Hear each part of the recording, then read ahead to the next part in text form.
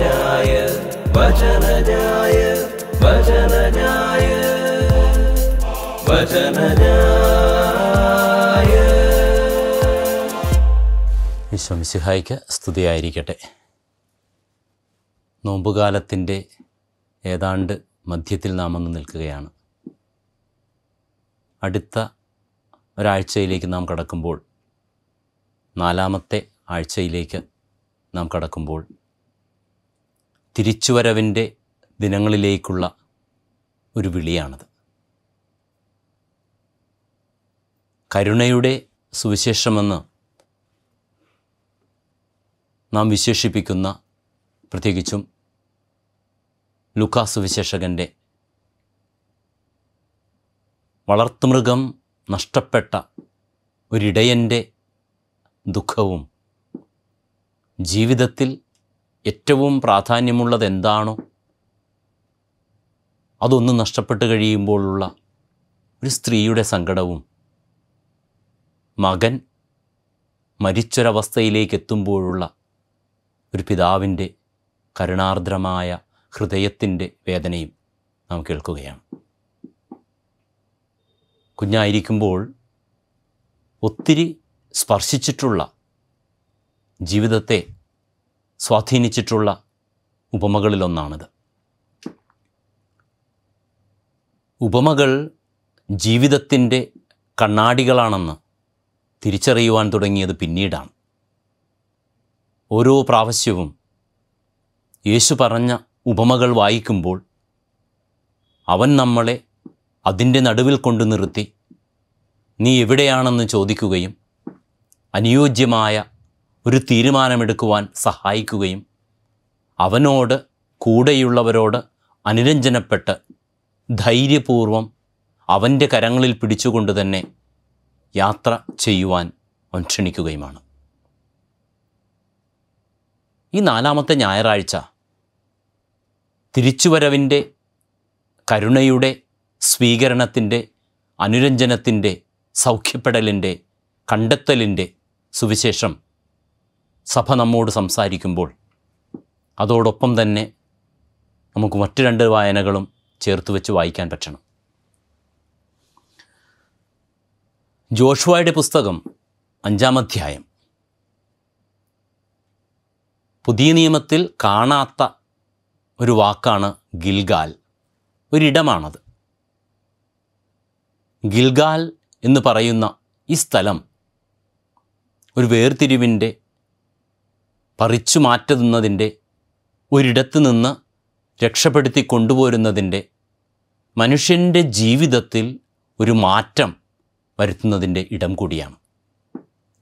പഴയ നിയമത്തിൽ മാത്രം കാണുന്ന ഒരു വാക്കാണിത്, ഗിൽഗാൽ. പലയിടങ്ങളിലും ഈ വാക്ക് പ്രത്യക്ഷപ്പെടുന്നുണ്ട്.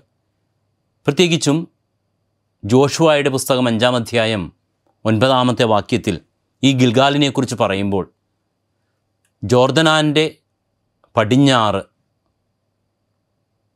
ഒരല്പം മാറിക്കിടക്കുന്ന ഒരിടമാണിത്. എന്നാൽ ഈ സ്ഥലത്തിന് പ്രത്യേകതയാകുന്നത് എന്താണ്? ഈജിപ്തിൻ്റെ അടിമത്തത്തിൽ നിന്ന് ഇസ്രായേൽ ജനതയെ ദൈവം രക്ഷിച്ചു കൊണ്ടുവരുന്ന ഇടമാണ് ഗിൽഗാൽ. ഗിൽഗാൽ എന്ന വാക്കിൻ്റെ അർത്ഥം റോൾ അവേ, നീക്കിക്കളയുക. ഒരു പ്രത്യേക വസ്തുവിന് താഴെ ചക്രങ്ങളൊക്കെ പിടിപ്പിച്ച് അധികം ബുദ്ധിമുട്ടില്ലാതെ മറ്റൊരിടത്തേക്ക് തള്ളിമാറ്റുന്നത് പോലെ ഇസ്രായേൽ ജനതയുടെ ജീവിതത്തിൽ ദൈവം വരുത്തുന്ന ഒരു മാറ്റമാണിത്. അവൻ പറയുന്നുണ്ട് 5-ാം അധ്യായം 9-ാമത്തെ വാക്യത്തിൽ, ഈജിപ്തിൻ്റെ അപകീർത്തി ഇന്ന് നിങ്ങളിൽ നിന്ന് ഞാൻ നീക്കിക്കളഞ്ഞിരിക്കുന്നു. മലയാളത്തിൽ നാം ഉപയോഗിക്കുന്നത് നീക്കിക്കളഞ്ഞിരിക്കുന്നു എന്നൊരു വാക്കാണ്. തങ്ങളുടെ ജീവിതത്തിൽ അനുയോജ്യമല്ലാത്ത കാര്യങ്ങളെ നീക്കിക്കളഞ്ഞിട്ട് ദൈവം അവരെ രക്ഷിച്ചു കൊണ്ടുപോകുന്നു. ഒന്നാമതായി ഗിൽഗാൽ ഒരു ഓർമ്മയുടെ ഇടമാണ്. ദൈവം ജോർദാനടുത്ത് വെച്ച് തങ്ങളെ രക്ഷിച്ചു കൊണ്ടുവന്നതിൻ്റെ ഒരു ഓർമ്മയുടെ ഇടം. അവിടെയാണ് ഈ നദിയിൽ നിന്നും 12 കല്ലുകളെടുത്ത് അൾത്താരകളുണ്ടാക്കി 12 ഗോത്രങ്ങളെ ഓർമ്മിപ്പിക്കുന്ന വിധം ദൈവത്തിന് അവർ ബലിയർപ്പിക്കുന്നത്. ഈ കല്ലുകൾ ദൈവ സംരക്ഷണത്തിൻ്റെ ശക്തമായ അടയാളം കൂടിയാണ്. രക്ഷിച്ചു കൊണ്ടുപോരുന്ന ദൈവത്തെ ഓർമ്മിപ്പിക്കുന്ന ഒരിടമാണ് ഗിൽഗാൽ. ദൈവ സംരക്ഷണത്തിൻ്റെ ശക്തമായ അടയാളത്തിൻ്റെ ഒരിടമാണ് ഗിൽഗാൽ. ഇവിടെ സമർപ്പണത്തിൻ്റെയും മാറ്റത്തിൻ്റെയും ഇടമാണ്. കാരണം ഈജിപ്തിൽ നിന്ന് രക്ഷിക്കപ്പെട്ടു വരുന്ന ഈ ജനതയിൽ പലരും പരിച്ഛേദനം ചെയ്യപ്പെട്ടവരായിരുന്നില്ല. അവർ ആദ്യമായി പരിച്ഛേദന കർമ്മം വീണ്ടും തുടങ്ങുന്നത് ഇവിടെ വെച്ചാണ്. രക്ഷിക്കപ്പെട്ട ജനത ഇവിടെ വെച്ച് പരിച്ഛേദനം ചെയ്യപ്പെടുന്നു. ആദ്യമായി തങ്ങളുടെ അടിമത്തത്തിന് ശേഷം ദൈവത്തിൻ്റെ കടന്നുപോകൽ ആഘോഷിക്കുന്നൊരിടമാണ്. പെസഹ ആഘോഷം ആദ്യമായി നടന്നിടമാണിത്. തങ്ങളുടെ അടിമത്തത്തിൽ നിന്ന് അവൻ രക്ഷിച്ചു കൊണ്ടുപോരുമ്പോൾ ഈ രക്ഷയുടെ തുടർച്ചയെന്നോണം മറ്റു ജനതകളിൽ നിന്ന് തങ്ങളെ പ്രത്യേകമായി മാറ്റി നിർത്തിയൊരിടമാണിത്. സെറ്റ് അപ്പാർട്ട്, ദൈവത്തിനു വേണ്ടി പ്രത്യേകമായി തങ്ങളെ മാറ്റി നിർത്തിയ ഒരിടം. ഇതൊരു ആരാധനയുടെ ഇടമാണ്. കാരണം ഇവിടെയാണ് സാവൂൾ രാജാവായി അറിയാം, പിന്നീട് സാവൂളുമൊക്കെ ഈ വിശ്വാസത്തിൽ നിന്ന് മാറി വിഗ്രഹാരാധനകളിലേക്ക് പോകുന്നതും അതിൻ്റെ ശിക്ഷയുമൊക്കെ നമുക്കറിയാം. പക്ഷേ ആദ്യമായി സാവൂൾ രാജാവാക്കപ്പെടുന്ന ഒരിടമാണിത്. ഇവിടെ വിധി നിർണയിക്കപ്പെടുന്നുണ്ട്. സാമുവേൽ സാവൂളിനോട് ചെന്ന് അരുതെന്ന് പറയുന്ന ചില കാര്യങ്ങളുണ്ട്. എന്നാൽ അതിനെയെല്ലാം അവഗണിച്ചുകൊണ്ട് അനുസരണക്കേട് കാണിച്ച് സാവൂൾ ബലിയർപ്പിക്കുമ്പോൾ സാവൂളിന് അനുസരണക്കേടിൻ്റെ ശിക്ഷ സാമുവേൽ വഴി ദൈവം നൽകുന്നുണ്ട്. ഇത് പ്രവാചകരുടെ ഇടമാണ്. പ്രവാചകന്മാർ, പ്രത്യേകിച്ചും എലിയാ പ്രവാചകൻ ഇവിടെ വന്ന് താമസിച്ചിരുന്നു എന്നാണ് ബൈബിളിൻ്റെ പശ്ചാത്തലത്തിൽ നമുക്ക് കാണുവാൻ സാധിക്കുന്നത്. ഇതൊക്കെ ബന്ധപ്പെട്ടു പോകുന്നത് നാം ഈ ആഘോഷിക്കുന്ന അല്ലെങ്കിൽ ആചരിക്കുന്ന നോമ്പ് കാലത്തിൻ്റെ 40 ദിനങ്ങളുമായി ഒത്തിരി ബന്ധമുണ്ട്. മോശയുടെയും സാമുവേലിൻ്റെയും ദാവീദിൻ്റെയും സോളമൻ്റെയും ഒക്കെ ജീവിതവുമായി ബന്ധപ്പെട്ട്, പുതിയ നിയമത്തിലാണെങ്കിൽ യേശുവിൻ്റെ ജീവിതവുമായി ബന്ധപ്പെട്ട് 40 എന്നുള്ള അക്കത്തിന് പ്രത്യേകമായ അർത്ഥതലങ്ങൾ ഇവിടെ കണ്ടെത്തുവാൻ നമുക്ക് സാധിക്കും. എന്നാൽ ഈ ഗിൽഗാലും നാം ഇന്ന് പ്രത്യേകമായി വിചിന്തനം നടത്തുന്ന തിരിച്ചുവരവിൻ്റെ വ്യാഖ്യാനവും ഒന്ന് ആലോചിക്കുമ്പോൾ, ധ്യാനിക്കുമ്പോൾ എന്താണ് നമുക്കതിൽ പ്രാധാന്യമേറുന്നത്? കരുണയുടെ, കൃപയുടെ കഥ പറയുന്ന സന്ദേശമാണിത്. ഏതു സമയവും നമ്മളെ കാത്തിരിക്കുന്ന ദൈവത്തെക്കുറിച്ച് പുതിയ നിയമം സംസാരിക്കുമ്പോൾ ഈ ഗിൽഗാൽ അനുഭവം എന്ന് പറയുന്നത് ദൈവം നിന്നെ സംരക്ഷിച്ചു കൊണ്ടുപോകുന്ന ഒരു നിമിഷമാവാം, ഒരു വ്യക്തിയാവാം, ഒരിടമാകാം, സംഭവമാകാം. നീ ആയിരിക്കുന്ന അടിമത്തത്തിൻ്റെ അവസ്ഥയിൽ നിന്ന് നിന്നെ രക്ഷിച്ച് നന്മയുടെയും പാരമ്പര്യത്തിൻ്റെയും അതോടൊപ്പം തന്നെ അവകാശത്തിൻ്റെയും വ്യക്തമായ ഒരു മൂല്യത്തിലേക്ക് ദൈവം നിന്നെ കൊണ്ടുവരുമ്പോൾ ഇത് തിരിച്ചുവരവിൻ്റെ ഇടമാണ്. അങ്ങനെയാവുമ്പോൾ ഈ നോമ്പ് കാലം തിരിച്ചുവരവിൻ്റെ ഇടമാണ്, ദൈവത്തിങ്കലേക്ക് ഒരിക്കൽ കൂടി തിരികെ വരുവാൻ. കഥാലച്ച് എന്ന വാക്കാണ് ഗ്രീക്ക് ഭാഷയിൽ ഉപയോഗിക്കുന്നത്. ഇത് അനുരഞ്ജനമാണ്. അനുരഞ്ജനം തിരികെ വരവാണ്. ആയിരിക്കുന്ന അവസ്ഥകൾ ഉപേക്ഷിച്ചിട്ട് ആയിരിക്കേണ്ട അവസ്ഥയിലേക്ക്, അല്ലെങ്കിൽ പണ്ടായിരുന്ന അവസ്ഥയിലേക്ക് ഒരിക്കൽ കൂടി തിരികെ വരവാണത്.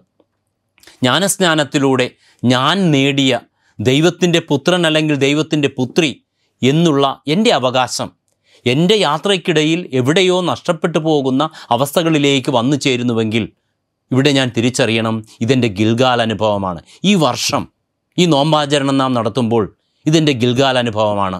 എൻ്റെ ജീവിതത്തിൽ അരുതാത്തതിനെയൊക്കെ മാറ്റി ശരിയല്ലാത്തതിനെ തുടച്ചു നീക്കിയിട്ട് ദൈവത്തിൻ്റേത് മാത്രമായി അവൻ എന്നെ മാറ്റി നിർത്തിയ ഒരനുഭവമായി ഈ ഞായറാഴ്ച മാറ്റുവാൻ നമുക്ക് സാധിക്കണം. ഇളയമകൻ്റെ കാര്യം നാം എപ്പോഴും സംസാരിക്കുന്നതാണ്. ഇളയമകൻ ചെയ്ത കാര്യങ്ങളിൽ ഒന്ന് ഇന്ന് നമ്മുടെ നാടുകളിൽ സംഭവിക്കുന്ന കാര്യമാണ്. യഹൂദ പാരമ്പര്യത്തിൽ പിതാവ് മരിക്കുന്നതിന് മുൻപ് പിതാവിൻ്റെ സ്വത്തിൽ അവകാശം പറഞ്ഞ് ഒരുവൻ ആ സ്വത്തിൻ്റെ അവകാശവും വാങ്ങിച്ചു പോയി കഴിഞ്ഞാൽ അത് ഏറ്റവും മോശമായൊരു കാര്യമാണ്. കാരണം പിതാവ് മരിച്ചതിന് തുല്യമായി മകൻ അല്ലെങ്കിൽ മക്കൾ പിതാവിനെ കാണുന്നത് കൊണ്ടാണ്. സ്വന്തം പിതാവ് ജീവിച്ചിരിക്കുമ്പോൾ ഈ ആളെ മരിച്ചവൻ്റെ അവസ്ഥയിലേക്ക് കൊണ്ടെത്തിക്കുന്ന ഒരു മകനെക്കുറിച്ചൊന്ന് ആലോചിക്കുക. ആ മകന് വേണ്ടിയാണ് കണ്ണുനീരോടുകൂടി ഒരു പിതാവ് കാത്തിരിക്കുന്നത്. അതോടൊപ്പം തന്നെ പന്നിയെ തീറ്റിപ്പോറ്റുന്ന മകൻ, ഏറ്റവും മോശമായൊരവസ്ഥ. പന്നിയെ തീറ്റിപ്പോറ്റുക മാത്രമല്ല, പന്നിയെ മേയിക്കാൻ കൊണ്ടുപോകുന്ന മകൻ. യഹൂദ പാരമ്പര്യത്തിൽ അവർ പറയും, പന്നിയെ മേയിക്കുന്നവൻ ശപിക്കപ്പെട്ടവനാണ്. ഈ ശപിക്കപ്പെട്ടവൻ്റെ അവസ്ഥ ഞാൻ തിരിച്ചറിയുന്നിടത്താണ് ഞാൻ ദൈവത്തിങ്കിലേക്ക് തിരികെ വരുവാനുള്ള അനുരഞ്ജനത്തിൻ്റെ വഴികൾ അന്വേഷിക്കുന്നത്. ചില കാര്യങ്ങൾ മാത്രം ഒന്ന് സൂചിപ്പിച്ച് അവസാനിപ്പിക്കാം. എന്താണ് അങ്ങനെയാണെങ്കിൽ ഞാൻ ചെയ്യേണ്ടത്? അനുരഞ്ജനത്തിലേക്ക് വരുവാൻ, ദൈവവുമായി അനുരഞ്ജനപ്പെടുവാൻ, ദൈവത്തിൻ്റെ കരുണ സ്വീകരിക്കുവാൻ, എൻ്റെ കൂടെയുള്ളവരുമായി ഞാൻ അനുരഞ്ജനപ്പെടുവാൻ എന്താണ് ഞാൻ ചെയ്യേണ്ടത്? ഒന്ന്, തെറ്റുകൾ അംഗീകരിക്കുക. സ്വയം ന്യായീകരണത്തിൻ്റെ പാതയുപേക്ഷിച്ച് കൂടെയുള്ളവർ നന്മയോടെ നമ്മോട് അരുതെന്ന് പറയുന്ന, ശരിയല്ലെന്ന് പറയുന്ന കാര്യങ്ങളെക്കുറിച്ച് ഒന്ന് ആലോചിക്കണം. അത് തിരുത്തുവാനുള്ള മനസ്സുണ്ടാവണം. 2, എളിമയുടെ ശക്തി തിരിച്ചറിയണം. പിശാചിനൊപ്പം ചേർന്ന് നിന്ന് അഹങ്കാരത്തോടൊപ്പം മുന്നോട്ട് നീങ്ങുമ്പോൾ ഓർക്കുക, നിന്നോടൊപ്പം നീ അറിയാതെ നിന്നെയോർത്ത് കരയുന്ന നിൻ്റെ കുടുംബം നിന്നോടൊപ്പമുണ്ട്, നിൻ്റെ ചുറ്റുപാടുകൾ നിന്നോടൊപ്പമുണ്ട്. അതിലൊക്കെ ഉപരിയായി നിന്നെയോർത്ത് കരയുന്ന ഒരു ദൈവമുണ്ട്. എളിമപ്പെടണം. തെറ്റുകൾ പറ്റിക്കഴിയുമ്പോൾ, ആ തെറ്റുകൾ തിരിച്ചറിഞ്ഞു കഴിയുമ്പോൾ അംഗീകരിക്കുവാനും തിരികെ വരുവാനുമുള്ള മനസ്സുണ്ടാവണം. 3, ഒരു തിരിച്ചു നടത്തമെന്നും ആവശ്യമാണ്. തിന്മയാണ് മുൻപിലുള്ളതെന്ന്, തിന്മയിലൂടെയാണ് കടന്നു പോകുന്നതെന്ന്, തിന്മയിലാണ് ആയിരിക്കുന്നതെന്ന് തിരിച്ചറിഞ്ഞു കഴിയുമ്പോൾ ഓർക്കണം നീ ആയിരുന്ന അവസ്ഥകളെ, നീ ഈജിപ്തിൽ അടിമത്തത്തിൽ കഴിഞ്ഞ അവസ്ഥകളെ. നിന്നെ സ്നേഹിച്ച് മുന്നോട്ട് കൊണ്ടുപോയി ഗിൽഗാൽ അനുഭവത്തിലൂടെ രക്ഷിച്ചു കൊണ്ടുവന്ന് അവന് മാത്രമായി നിന്നെ സൂക്ഷിച്ചിരിക്കുന്ന നിൻ്റെ ദൈവത്തിൻ്റെ സ്നേഹം തിരിച്ചറിയുമ്പോൾ നിനക്ക് തിരികെ വരുവാൻ സാധിക്കണം. ക്ഷമിക്കുന്ന ഒരു പിതാവിനെ നീ കണ്ടെത്തണം. ക്ഷമിക്കുന്ന പിതാവ് അനുരഞ്ജനത്തിൻ്റെ അപേക്ഷയുമായി നിൻ്റെ മുൻപിൽ വരുമ്പോൾ, അത് നിൻ്റെ മാതാപിതാക്കളാവാം, നിൻ്റെ സഹോദരങ്ങളാവാം, നല്ല സ്നേഹിതരാവാം, അവരുമായി അനുരഞ്ജനപ്പെടുവാൻ സാധിക്കണം. അവരുടെ വാക്കുകൾ കേൾക്കണം. അവരോടൊപ്പം തിരികെ സഞ്ചരിക്കുവാനുള്ള മനസ്സുണ്ടാവണം. അവസാനമായി തിരികെ സമൂഹത്തോടൊപ്പം ഒന്നു ചേരണം. ക്രൈസ്തവ വിശ്വാസം ഏകപക്ഷീയമല്ല. വ്യക്തിപരമായ വിശ്വാസത്തിൽ നിന്ന് സാമൂഹികമായ പുതിയ ഒരു കാഴ്ചപ്പാടിലേക്ക് ഞാൻ എത്തുന്നിടത്താണ് ക്രിസ്തു എന്നിലൂടെ ജീവിക്കുന്നത്. ക്രിസ്തു എന്നിലൂടെ ജീവിക്കുന്നത് അവനായിത്തീരുന്നവനാണ്. ഓരോ സാഹചര്യത്തിലും ഓരോ നിമിഷത്തിലും എൻ്റെ ജീവിതത്തിലൂടെ സാവധാനം രൂപപ്പെടുന്ന ക്രിസ്തു എന്ന് പറയുന്നത് ഉത്ഥാനത്തിൻ്റെ പ്രധാനമായിട്ടുള്ള എൻ്റെ പ്രകീർത്തനമാണ്. ക്രിസ്തു എന്നിലൂടെ രൂപപ്പെടുന്നു, മറ്റുള്ളവരിലേക്ക് പങ്കുവയ്ക്കുവാൻ എനിക്ക് സാധിക്കുന്നു. അങ്ങനെയാവുമ്പോൾ എൻ്റെ തിരിച്ചുവരവ് എൻ്റെ കൂടെയുള്ളവർ ആഘോഷിക്കണം. പുതിയ മോതിരവും പാദരക്ഷയും വസ്ത്രങ്ങളും അണിയിച്ച് പിതാവ് മകനെ സ്വീകരിക്കുന്നത് പോലെ, ആഘോഷങ്ങൾ എല്ലാം ഒരുക്കുന്നത് പോലെ എൻ്റെ തിരിച്ചുവരവ് എൻ്റെ കുടുംബത്തിലും എൻ്റെ സമൂഹത്തിലും ആഘോഷത്തിൻ്റെ പ്രതിധ്വനികൾ ഉണ്ടാക്കണം. അങ്ങനെയാവുമ്പോൾ എൻ്റെ ജീവിതത്തിലെ ഓരോ നിമിഷവും ഓരോ ഗിൽഗാൽ അനുഭവമാവും.